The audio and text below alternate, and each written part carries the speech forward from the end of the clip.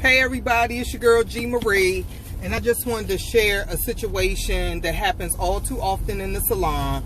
I just had to run out because it was on my mind, and I didn't want to forget it because I know I'm not the only one who's experienced this, and it's a lot of other people who have experienced this and aren't sure what and how to handle the situation where a client comes in, asks for a haircut.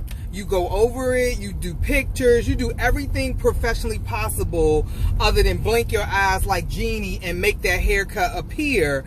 And when you're done with the haircut, the client says, can you cut it shorter? Or can you do something? And you've done your best work.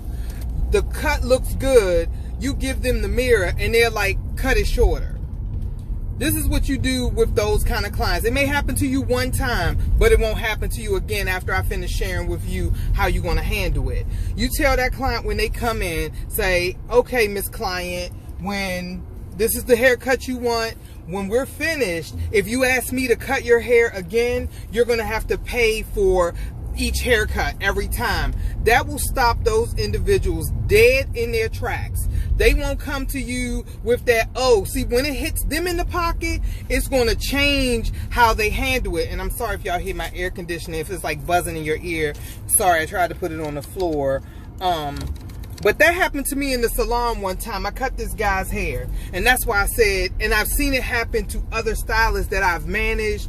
And I'm like, let me give you the conversation that you have with that type of client. Because I think it's some people who just, they want to see, they know they want their hair as short as mine, but it's grown out because they haven't had it cut in 6 months and they're not sure. So they want to see how they look several different ways, or they're indecisive, or they're thinking we're there just playing.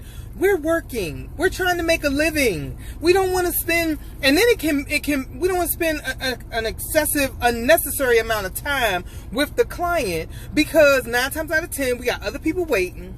And doing that haircut over 2 and 3 times is not what we're in the business of. So this guy came into the salon where I was working, and I learned from the barber who was my mentor, who taught me, when you're working in the barbershop, cut this part right here. It's a section right in this area. Take your clippers, hit them right here, and show it to them. Give them the mirror. They can feel it and do all of that, and decide, is that the closeness that you want on the bottom of the haircut, or the closeness you want if it's an all-over haircut, whatever it is. You do a small section so they can see it. So that's exactly what I did. I said, how is that? I'm telling you, I was finished the haircut. Because I clippered the side, scissored the top, boom, I'm done. He gonna talk about make it smaller. I said, excuse me? Yes, make it smaller, make it smaller. I was like, make it smaller? I said, you got me this time, but you won't get me again. So I cut his hair like 2 more times. I was like, what in the world? I've been cutting hair for 20-some years. I never had anybody sit in my chair, ask for a haircut. I'm finished the haircut, shape up, done everything. And then you asked me to cut it some more. So I got frustrated. I'm going to be honest. I was frustrated because, again, I'm not in the business of redoing work or not doing a thorough consultation so that the outcome is what the client wants when I'm done. I said, oh my God. So I had a situation the other day in the salon, and I told the stylist, I said, let me go ahead and give you some tips right now, because you're going to run into these kind of situations and these kind of people. And oftentimes stylists, we're so creative and right brain, we aren't thinking about the analytical business side. So sometimes when these situations happen, we get blindsided. It's like, boom, you're like, oh, what's going on? And we don't know how to react, so we just go with that the customer's always right situation. No, the customer is not always right. If you do a thorough consultation, you tell the client what they can expect, what's going to happen, what they're going to get, A, B, and C. So the client, the situation the other day, the client, and I know I'm off of the haircut thing, but it's the same kind of scenario, different service.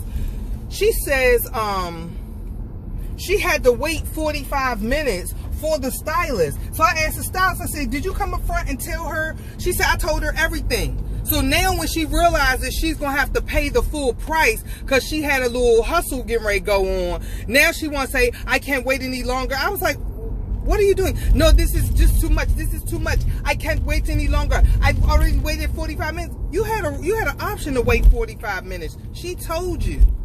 So when I told her what the price was going to be for just the shampoo, she thought it should have been like $8. I was like, $8? I said, so my stylist is supposed to get half of $8? That makes absolutely no sense. And I was like, no, it's not going to be. She said, so you're telling me it's going to be this, that? I was like, you know what? It's going to be one flat price. So we got through it. But you always got people, and you want to cover yourself. Take pictures before you get started. Have the thorough conversation with them. Hey, I'm running 45 minutes behind. I'm not going to get to you for 45 minutes. And that's my stylist did everything correct. So I could do nothing but go to bat for her. Now, if she hadn't told a lady any of that, then I would be like, okay, no problem. But that's not the situation. You have to remember that you got to make a living. And these people coming in here, whether they realize it, whether it's intentional, malicious, by accident, tend to look like they're trying to prevent us from. I said, Dag, she don't even want you making a living. She don't even want you to be able to have a can of beans this evening for your kids. You're not getting no beans, nothing. So just remember, do a thorough consultation. Let people know what they can expect. And if they get this, it's going to be that. But if you need this, this, and this, it's going to cost more. Because, why? Because it's going to cost more. And they can make the decision at that given space and time to decide to move forward. Just like the person with the haircut. Okay, so you want me to cut it like this?